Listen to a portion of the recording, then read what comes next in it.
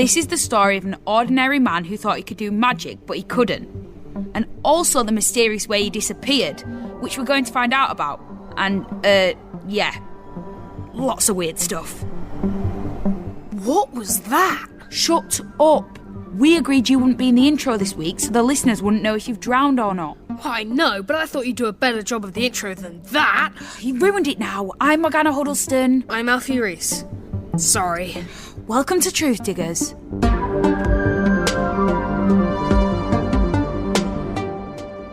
I had a theory. One of Colin's ancestors was on board the smuggler vessel, the Poison Squid, but I wasn't sure who it was. I needed to make a choice, because sticking with him seemed to be my best chance of surviving the shipwreck and getting back to shore. I'm in the galley of the ship with Richie Fraser, smuggler and dessert chef. Ah, it's the new cabin boy. Has the captain finished his main course? Richie, what are you doing? The ship's going down. The cabin will see us, right? We've been in worse situations than this. Really?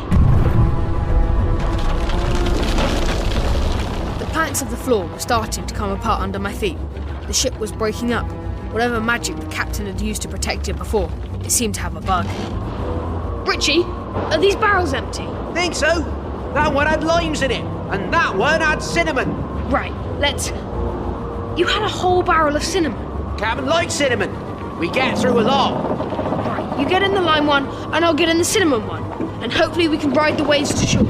Okay, just in case you're right and the ship does go down. Okay, I'm inside the empty cinnamon barrel.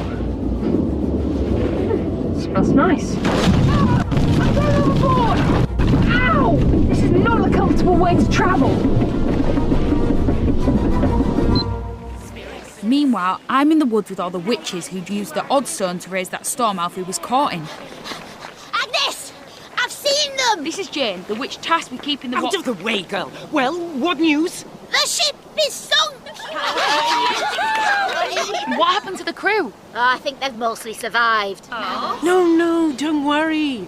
This was my plan from the start. But as they've got no ship now, surely they will go to the nearest village. Exactly, Tiffany. And we must return there too. Come! Jane, did you see my friend Alfie there? I did see a boy. Can't say for sure it was him, as I've no idea what he looks like. Oh. A banished man will appear upon the beach. Come That's on. what the prophecy said. I mean, Alfie's not really a man. But... Oh, you'll have to come back to the village with us and see if he's with the smugglers.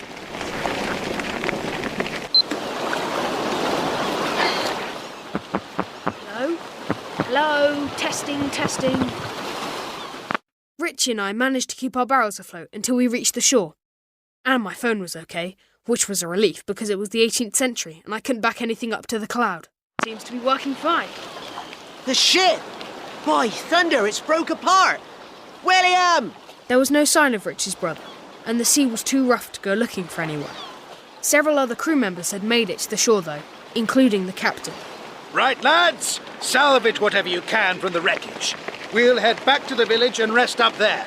Oh, I'll get us another ship in no time. You'll see. The captain doesn't seem that worried by the ship sinking.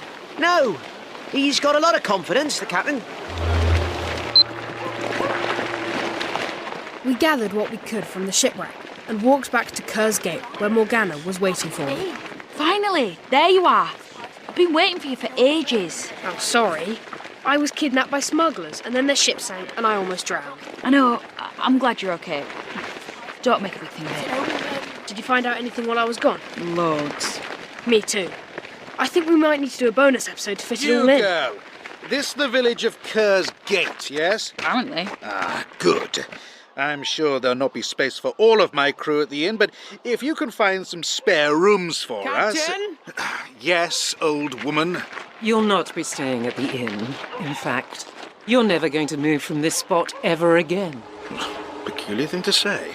Captain, you don't remember Agnes, do you? Should I? Yeah.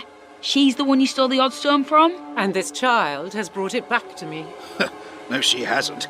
Look, I've still got it. It's here. Yeah, I came back through time with it. So now it exists in two places at the same time. The Oddstone cannot be used as protection against a spell cast by the Oddstone. Ha! Then I'll just cast one right back at you. Ha! It's too late. My own spell is already taking effect. What spell is... My feet won't move. What have you done to me? You're turning into stone, mate. You can't do this! Does seem harsh. Do you wish to share his fate with me? Absolutely not. The captain reached towards Agnes, but already he could hardly move. His skin and clothes were turning a sort of dark grey. His voice faded away in his throat, and then he just stopped.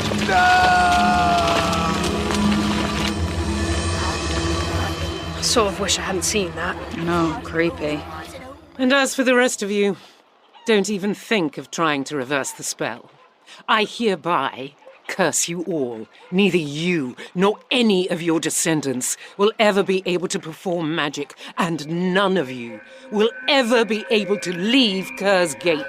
What? You can stay on land and do some honest work. Don't mess with witches, man. Now, if you can just use the Oddstone to send us back to our own time, that'd be awesome. Can't help you there, child, sorry. What? But you said you'd help. No, I didn't. Oh yeah, I might have imagined that. I don't know how to do whatever magic sent you back here, children, but thank you for bringing my stone. I think I'll return to Massachusetts, settle a few old scores.